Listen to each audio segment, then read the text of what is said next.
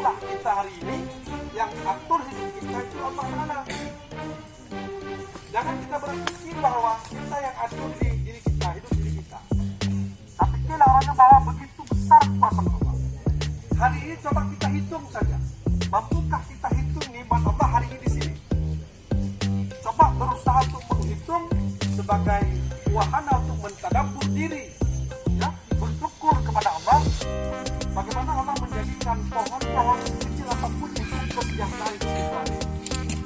Jadi sebagaimana yang sudah ditugaskan oleh Bapak dan Ibu Guru, sebentar lagi kita laksanakan tugas ini. Kalau ternyata kalian bisa meramu sebuah cerita tentang itu, akan divisualisasi cerita ini.